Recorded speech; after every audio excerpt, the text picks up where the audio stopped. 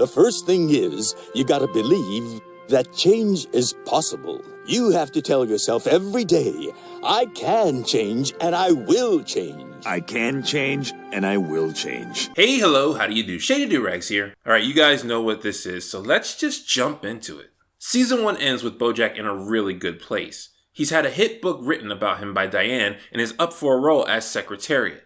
His dreams are coming true.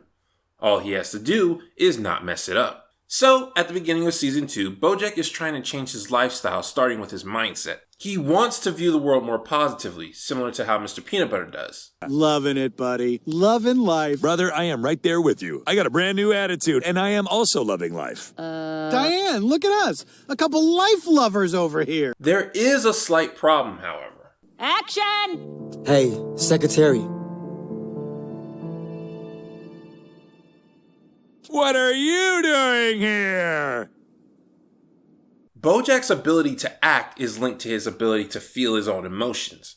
This new attitude he's trying to get into is helping his own personal view of life, but it's hindering his acting ability and potentially sabotaging his dream. With it, he reverts back to his horsing around days of not really acting, but playing a goofy character. But I am a good actor, right? BJ, I don't know. Look, you know what you're good at? Hitting your mark and saying your lines loudly with good diction. Maybe someday later, you'll need to learn how to act for real, but for now, don't worry about it. The first episode of Season 2 ties in Bojack's struggle to improve his attitude with the source of his current mindset. At the end of the episode, Bojack gets a call from his mother, Beatrice. Now, Season 1 established that Bojack's parents had a major influence on his life. But while we were shown a few scenes demonstrating this, these were merely a taste of the mental torment Bojack went through. Season 2 is where it decides to show us the true damage that was done, and it's extremely effective. I just wanted to tell you, I know you want to be happy, but you won't be, and I'm sorry. You were born broken. That's your birthright. And now you can fill your life with projects, your books and your movies and your little girlfriends, but it won't make you whole. You're Bojack Horseman. There's no cure for that.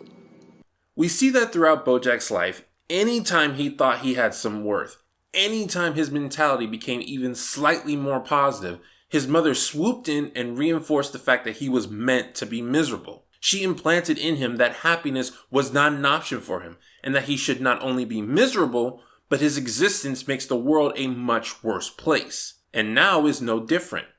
Beatrice's words revert Bojack back to his old mentality, which reinstates his acting abilities, but completely destroys the progress he made with himself. What are you doing here? All is not lost for Bojack, however, as there is an element in Season 2 that makes him want to change. Wanda, meet the one and only Bojack Horseman. Who? Bojack. Who? Bojack Horseman. Is that name supposed to mean something to me? Having been permanently dumped by Princess Carolyn and losing Diane to Mr. Peanut Butter, Bojack starts dating various women. Eventually, he comes across Wanda Pierce. Similar to Bojack, Wanda is mentally stuck in her 20s, but her reasoning is she was stuck in a coma for 30 years. Bojack is initially attracted to Wanda because she had never heard of him, and he's grown tired of dating women who only date him for his fame. But as he spends more time with her, he begins to see that there's more to it. Something's wrong. What is it? I don't know. I feel weird. Like I want to spend more time with you, even though I know we just had sex. Oh, okay. When it came to Princess Carolyn, Bojack was using her to make himself feel good. With Diane, while he was attracted to her, that was because she sat down and listened to his problems. They never had a chance to develop a romantic relationship. Bojack finally has someone who he is legitimately in love with, a feeling he hasn't felt since his early days with Charlotte. Now, Bojack has someone that cares about him romantically, and it's making him change his ways. He wants to be a better person because of her. I'm not going to tell you not to do the funky Spider-Man. What? You need to be responsible for yourself. That doesn't sound like me. I know, but if you love me too, you won't do it. He admits his faults to her and slowly starts to change himself, even intentionally making himself look like an idiot just to make her happy. Are you asking me to throw the game? Look, you don't care about this game. The only reason you're here is for me, so maybe you could help me out? Okay. In what year did Secretariat win the Triple Crown? Bojack. Piece of cake.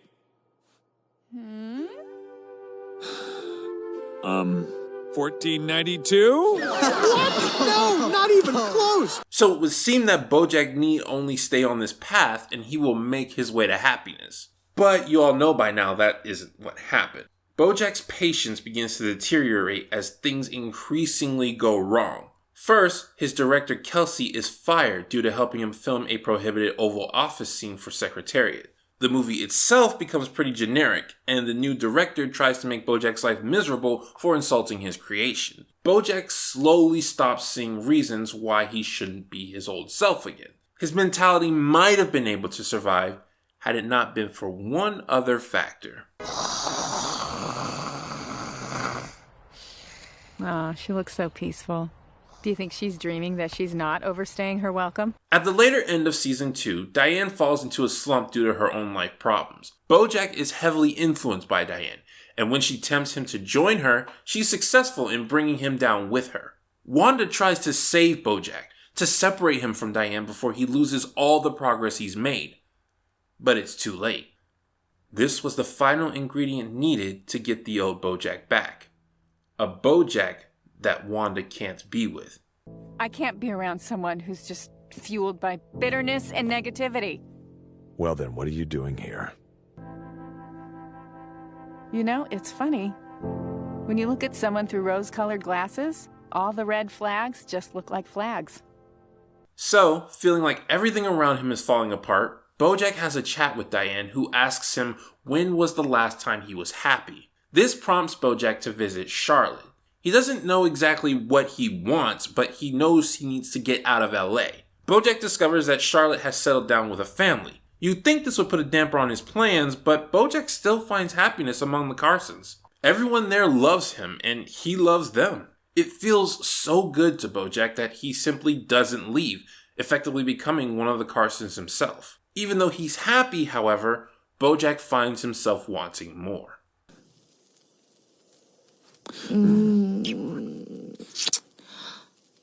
Bojack, I think you got the wrong idea. And in one mistake, Bojack demonstrates why he struggles so much with happiness. Kissing Charlotte showed two things. One, Bojack mistakes momentary joy for longing happiness and tends to go for the former.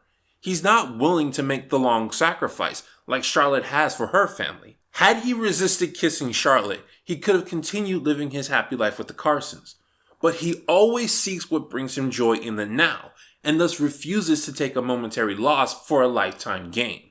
Second, Bojack is always prioritizing himself when it comes to happiness. He didn't think about how his actions would ruin Charlotte's relationship with her family, or how it would hurt them. He asks Charlotte to go with him because he wants to be happy, no matter how the other members of the family feel about it. Keep in mind, these are not just random strangers. Bojack actively cares about all of the Carsons. He's just not in love with them. He's in love with Charlotte. Charlotte, however, is different.